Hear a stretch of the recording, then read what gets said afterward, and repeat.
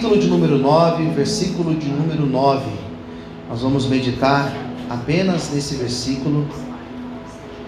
Mateus capítulo 9, versículo 9. Glória a Deus.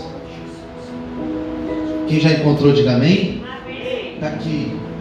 E Jesus, passando adiante dali, viu assentado na recebedoria. Tem uma outra tradução que diz alfândega. Diz assim: um homem chamado Mateus, e disse-lhe: segue-me. E ele, levantando-se, o seguiu. Jesus disse: segue-me. E ele, levantando, o seguiu. Todos digam amém? Amém. Feche os teus olhos, curva a sua cabeça nesse momento. Senhor, esta é a hora de nós ouvirmos a tua voz. Fala conosco, Senhor. Tira agora, Senhor, todo impedimento, toda barreira, tudo aquilo que queira atrapalhar, Senhor, a palavra dessa noite. Fale com nós, com cada um de nós aqui, Senhor, presentes. E fale também com aqueles que estão assistindo esse culto, meu Pai. Ministra aos nossos corações o teu querer, em nome de Jesus. Amém. Você pode aplaudir Jesus bem forte, glória a Deus. Queridos, a palavra de hoje fala sobre o chamado. E cada um de nós aqui temos um chamado da parte de Deus. Você sabia disso? Você sabia que você tem um chamado? Você sabia que o Senhor te chamou para uma grande obra? Quem sabia disso? Diga amém. Fala para o seu irmão do lado: você tem um chamado de Deus na tua vida. E o que eu acho interessante é que essa expressão, chamado, ela não é estranha para nós. Quando você está num ambiente como esse, quando a gente está na igreja, quando nós frequentamos a igreja, nós ouvimos isso das pessoas. Fulano de tal tem um chamado. Nós oramos por pessoas da nossa família e nós acreditamos também que Deus tem um chamado na vida deles. Então, quando nós falamos acerca de chamado, não é algo estranho para nós. Nós sabemos disso. Eu contei hoje cedo aqui na igreja que eu me converti quando eu tinha 13 anos de idade. Faz tempo que eu me converti. E naquele momento que eu me converti, que eu comecei a frequentar a igreja, comecei a participar dos cultos, comecei a me envolver com a obra, eu logo já comecei a participar do louvor. Eu comecei a tocar com os meus 14, 15 anos, eu comecei a tocar na igreja, tocando bateria, né? E eu tinha para mim que aquele era o meu chamado, que Deus tinha me chamado para fazer parte da obra dele, para ser um músico na igreja, alguém que louvasse na igreja, né? E eu nunca me imaginei em cima de um altar pregando a palavra. Nunca me imaginei. Porque por mais estranho que pareça, eu sou uma pessoa muito tímida. Não sei se você conhece esse meu lado, mas eu sou tímido. Não sou uma pessoa tão à vontade, descolada, né? Sou que nem o Paulinho, que é a cara de pau, né, Paulinho? Eu já sou mais tímido. Eu tenho essa timidez, né? E eu nunca me imaginei falando. Eu nunca me imaginei em cima de um altar pregando, falando no microfone de uma rádio, falando perante uma câmera de televisão. Nunca me imaginei. Mas Deus, quando Ele chama as nossas vidas, entenda, Deus, Ele chama e Ele capacita cada um de nós para cumprir o seu chamado. Posso ouvir um amém, queridos? Por isso que talvez hoje você olha para você se olha no espelho e você fala: mas eu não me imagino fazendo nada. Não sei cantar, não sei pregar, não sei falar, tenho timidez também, que nem o pastor está falando aí. Será que Deus tem um chamado comigo? É claro que Deus tem um chamado com você. E os critérios de Deus a forma que Deus escolhe, ou por que Deus escolhe, isso é um mistério. Não faz muito sentido, pelo menos para nós, imaginar por que Deus escolheu a mim, escolheu aquele outro, escolheu o Vinícius que está aqui, escolheu a Marli, escolheu o Paulinho. Por que Deus escolheu a gente? Não faz sentido. Então, quando você lê o Evangelho e você vê Jesus escolhendo os seus 12 discípulos, você não consegue entender qual foi a lógica que ele teve para escolher esses homens.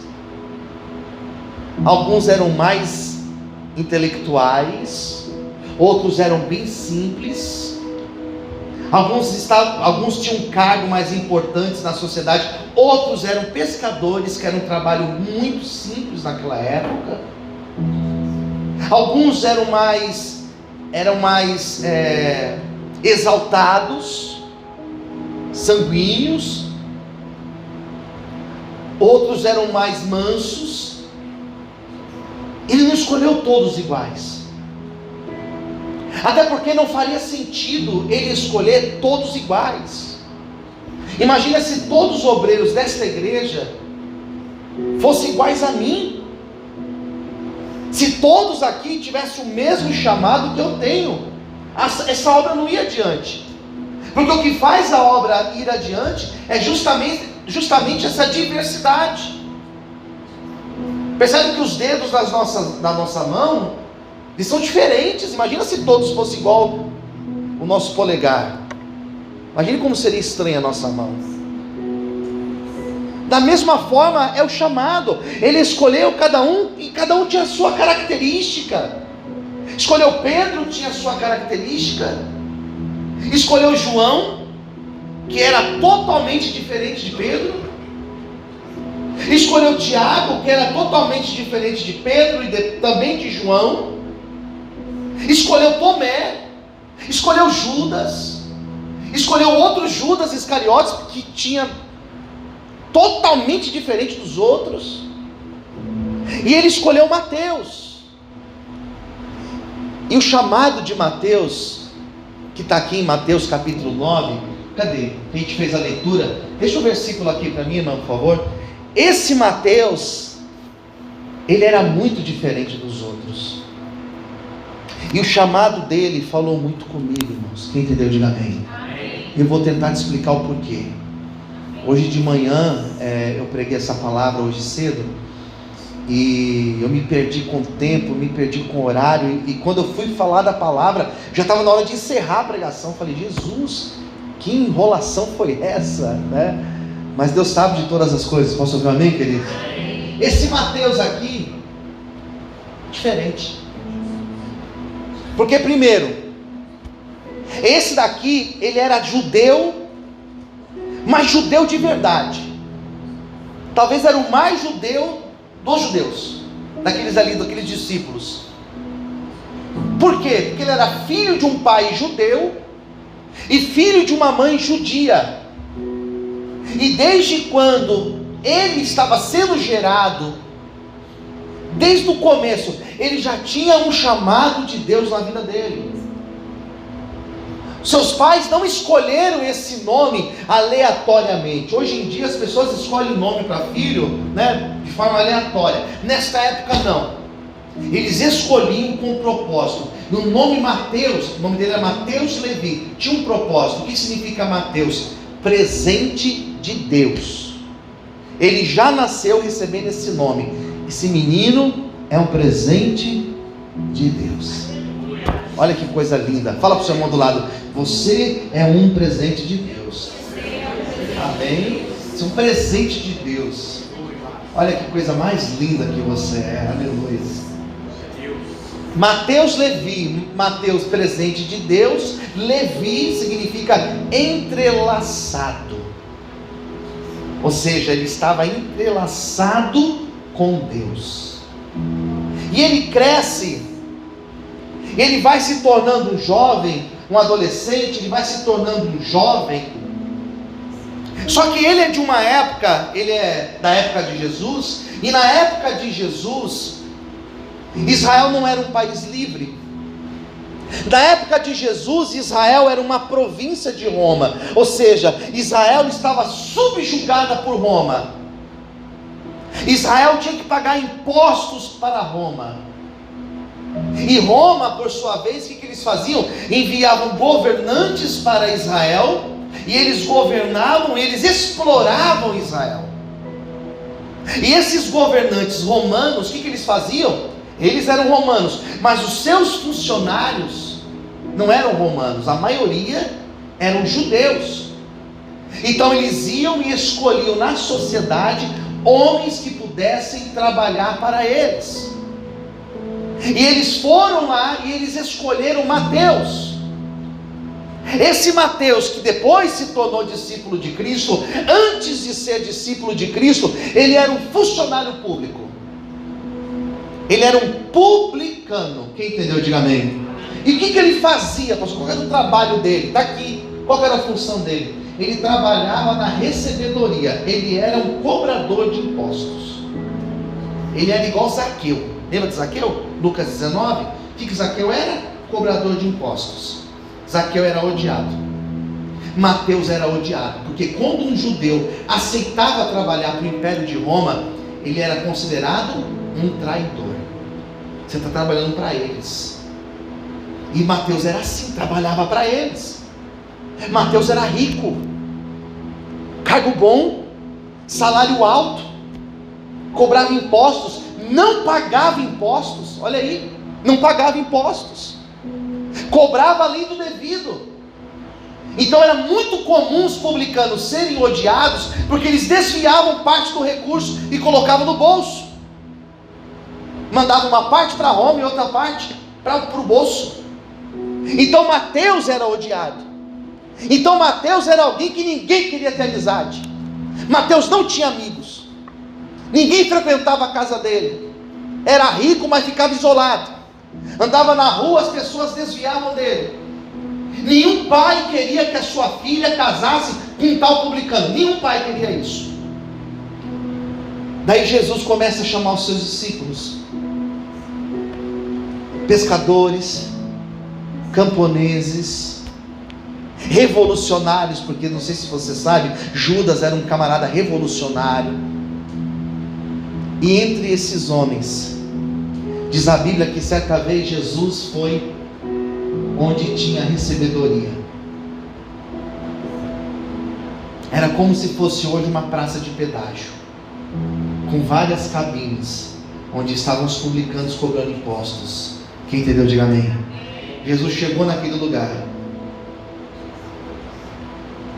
olhou de uma ponta a outra, todo mundo uniformizado, aquela barba, aquele chapéu, aquela roupa, tudo igual.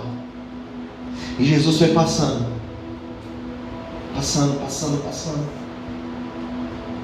E de repente ele parou na frente de Mateus.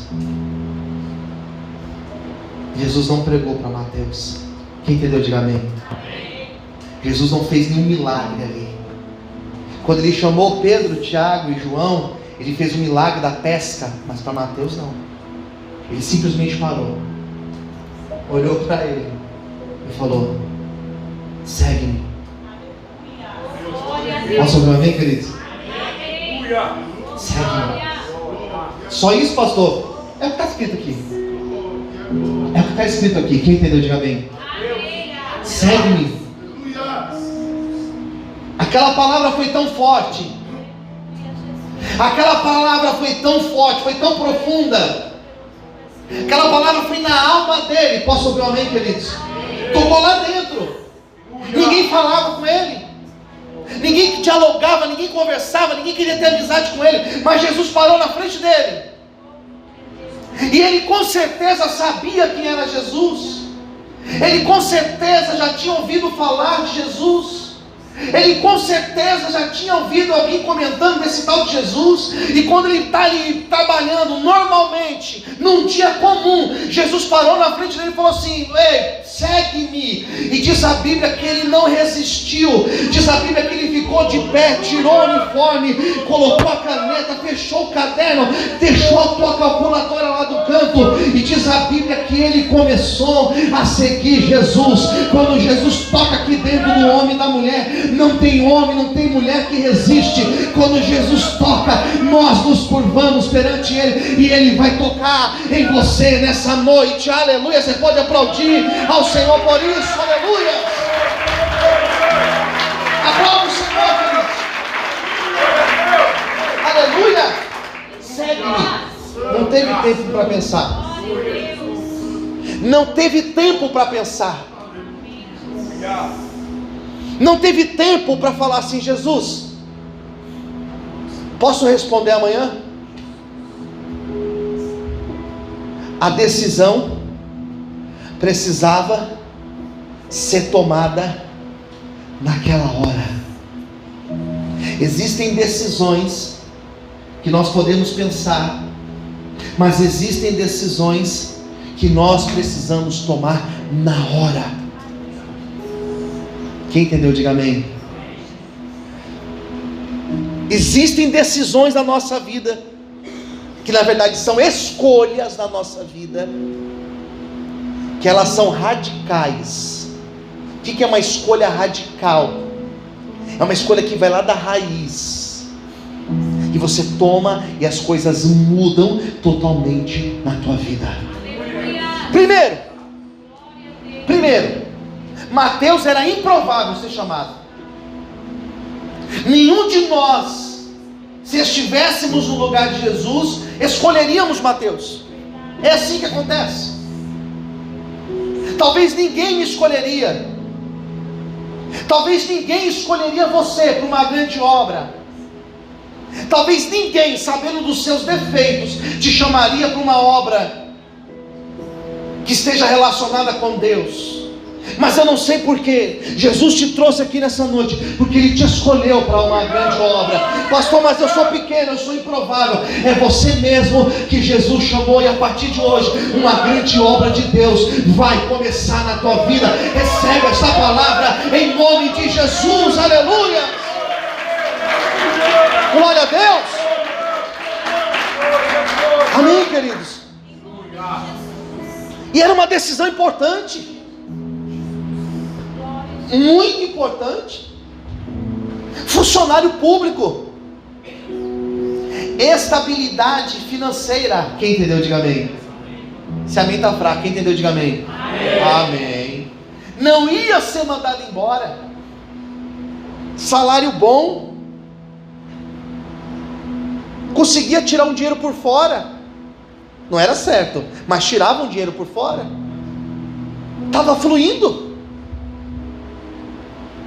E Jesus fala assim: segue-me. Esse seguir de Jesus significava, sabe o quê? Renuncia essa vida aí. E isso que nós não ouvimos hoje em dia. Servir Jesus é renúncia. Fala para o seu irmão do lado: servir Jesus é renúncia.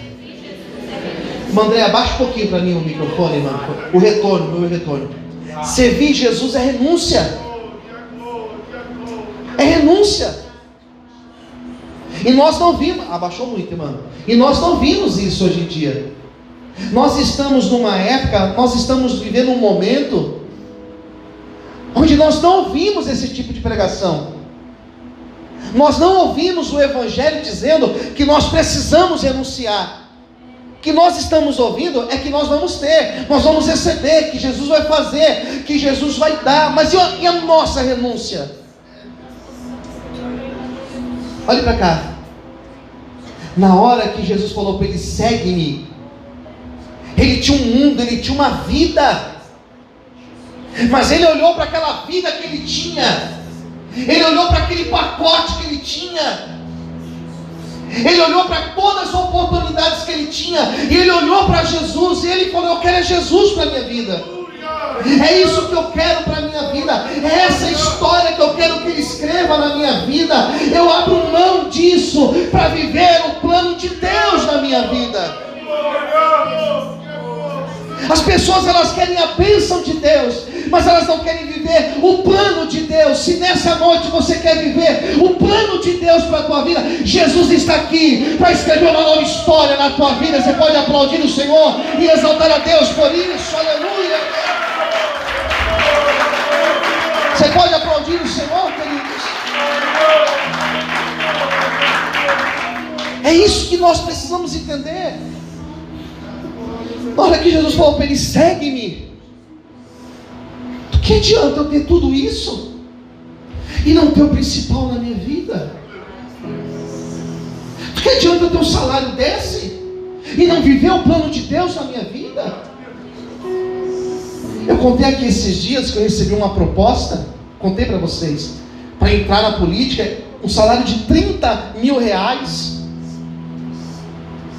E um monte de benefício, um monte de coisa. Eu falei: isso daí não é meu chamado, não. Deus tem um chamado na minha vida. Eu falei: eu não quero isso daí. Pastor, mas vai abrir mão já. Tá aí, pode ficar para aí. Passa para outro, porque isso não é o chamado de Deus para a minha vida. Renunciar aquilo que nós não gostamos é fácil. Abrir mão de algo que não te importa, que não faz importância para você, é fácil. Mas andar com Cristo em muitos momentos vai necessariamente te obrigar, me obrigar a abrir mão daquilo que nós gostamos, abrir mão de prazeres, abrir mão das nossas vontades até mesmo, para viver a vontade de Deus na nossa vida. Mas viver a vontade de Deus é a melhor coisa que existe, porque a vontade dele é boa, é perfeita e é agradável. Deus tem o melhor para a tua vida. Aleluia. Quantos podem aplaudir o Senhor essa noite? Aleluia. Amém, queridos? Talvez outra pessoa no lugar dele diria: eu não vou. Eu prefiro isso aqui. Eu prefiro a estabilidade. Eu prefiro ter esse emprego. Eu prefiro proporcionar para minha família o conforto que eu tenho proporcionado. Só que às vezes, para andar com Deus, nós teremos que abrir mão de amizades. Quem entendeu? Diga amém. Nós teremos que abrir mão de emprego. Nós teremos que abrir mão de vínculos. Nós teremos que abrir mão de propostas para viver o que Jesus tem para nós. E eu vejo esse texto tão pequenininho, né? Levantou e seguiu. Só, foi isso. Não tem o que falar. Tomou a decisão. Ele não ficou em cima do muro. Ele não tentou negociar com Jesus, dizendo: Senhor, de segunda a sexta eu trabalho, aos finais de semana eu te sigo. Não. Porque com Jesus, ou você pula, ou você mergulha de cabeça, ou nada feito, irmãos. Quem entendeu, diga amém. Ele falou assim: eu quero isso para a minha vida. Soltou o cabo da nau, como diz aquela música, e deixou Jesus conduzir a vida dele. Posso ouvir um amém, queridos? Teve coragem para agir. Teve coragem de deixar tudo, sem olhar para trás. Diferente de um jovem, a Bíblia vai dizer que era um jovem que Jesus amou, um jovem rico, que se aproxima de Jesus. Isso não é parábola, isso é uma passagem, isso é uma história real. Ele se aproxima de Jesus e pergunta: Senhor, o que eu faço para herdar a vida eterna? Jesus falou assim: você conhece os mandamentos? A palavra, os mandamentos, a Torá? Ele falou: conheço todos. E eu tenho guardado todos aqui no meu coração. Eu observo todos eles. Jesus falou assim: ótimo, maravilha, perfeito. É isso aí. Só te falta uma coisa. Uma coisa só. Posso ver amém, queridos? Eu queria que Jesus olhasse para mim e falasse assim: falta uma coisa para você. Porque eu acho que para mim faltam tantas coisas, mas para ele só faltava uma. Jesus falou assim: pega os teus bens. Ele era rico, né? Vende os seus bens. Pega o dinheiro, reparte com os pobres. Daí você vai ter um tesouro lá no céu. Daí depois você vem e me segue. Foi igual falou para Mateus: depois você me segue. Diz a Bíblia que ele deu as costas e ele foi embora, porque o coração dele estava nas coisas. E a pergunta dessa noite, para mim e para você, é: onde que está o nosso coração? Ah, pastor, mas eu queria ouvir uma palavra tão diferente. Eu sei, só que a palavra de Jesus para você hoje é essa: onde que está o teu coração? Porque se verdadeiramente você quer andar com Deus, se verdadeiramente você quer servir a Deus, se verdadeiramente você quer dizer sim ao chamado de Deus, você vai ter que renunciar, você vai ter que abrir mão, você vai ter que fazer escolhas. E se nunca você teve que fazer uma escolha entre agradar a Deus ou viver a tua vontade, não se preocupe, esse momento vai chegar na tua vida e Deus quer que você se posicione.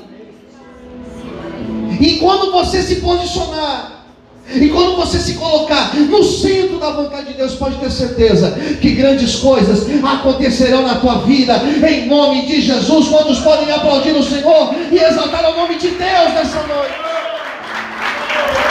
Aplauda ao Senhor mais forte, aleluia! E essa é a vontade do Senhor, nos trazer para mais perto dele. Quem entendeu, diga amém.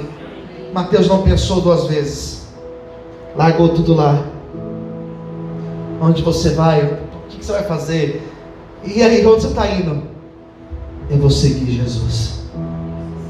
Aquele segue-me foi tão forte que o coração dele ardeu, de tal maneira que ele viveu o propósito, o projeto de Deus na vida dele. Como é difícil, queridos, dizer sim em momentos quando o nosso coração fica apertado. Como é difícil às vezes você permanecer exatamente do jeito que Deus te chamou. Eu tiro por mim, como é difícil.